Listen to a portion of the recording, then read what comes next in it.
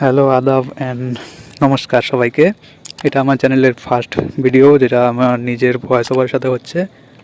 তো একটু খারাপ হতে পারে, আপনারা জানাতে পারেন কমেন্টে।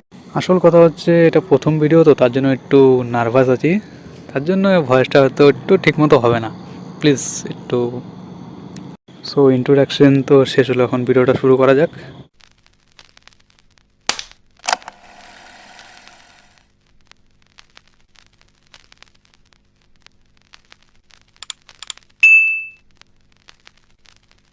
আমরা মূলত এই চ্যানেলে পশ্চিমবঙ্গের রাজনীতি এবং কারেন্ট অ্যাফেয়ার্স প্লাস মাঝে মধ্যে বাংলাদেশের কিছু কারেন্ট অ্যাফেয়ার্স নিয়েও কথা বলবো।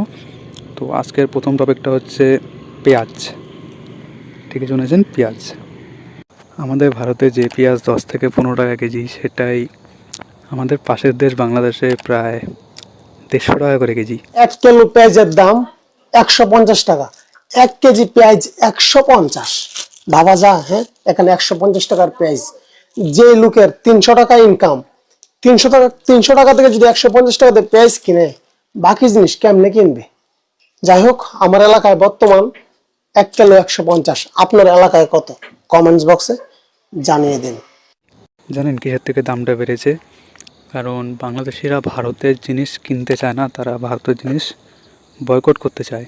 কিন্তু 3 দিক থেকে তাদের দেশটা ভারত দিয়ে ঘেরা, এবং অন্য দেশ তার থেকে অনেক দূরে। সো যেসব বাংলাদেশিরা ভারতকে দেখতে পারে না, তাদের জন্য একটাই কথা বলতে চাই যে তারা হয়তো জানে না তাদের দেশে ইলেকট্রিসিটি থেকে শুরু করে মোস্ট অফ দি থিং, যেসব জিনিস তারা ইউজ করে ডেলি লাইফে, সেসব জিনিসও কিন্তু ভারত থেকেই যায়। কেননা কিছুদিন আগে আমি নিউজে দেখলাম যে আদানি নাকি তাদের থেকে কিছু টাকা পায়, তার জন্য তারা কারেন্ট কেটে দিতে যাচ্ছে। মানে এটা কি কোনো ফ্যামিলির ব্যাপার যে তারা ঋণ শোধ করতে পারেনি ইলেকট্রিক অফিসের, তার জন্য তাদের ইলেকট্রিসিটি লাইনটা কেটে দিল? এটা কি কোনো দেশের সাথে হতে পারে কোনোদিনও? I am from superpower country Bangladesh. My name is Bilal Sheikh Abu Al Bakr. My dream to marry Palestine girl. Please marry me Palestine girl. Sorry guys, আমি টপিক থেকে একটু সরে গেছিলাম। তো কেননা এই বাংলাদেশিদেরকে দেখলে পরে জানি না কোথা থেকে এত রাগ আসে, কিন্তু সব বাংলাদেশিদেরকে বলছি না আমি, কিছু কিছু বাংলাদেশি যেগুলা কাংলু আর কি। জন কাবল কাবল সব বেরিয়েছে, ছোট ছোট ড্রেস পরা, বুঝছেন?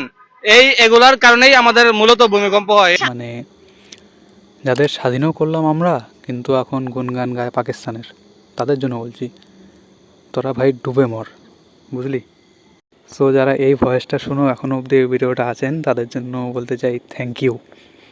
আর সত্যি বলতে ফ্যামিলির লোকের থেকে লুকিয়ে ভয়েস ওভারটা দিচ্ছি, তো তার জন্য এরকম হচ্ছে। নেক্সট থেকে এরকম হবে না।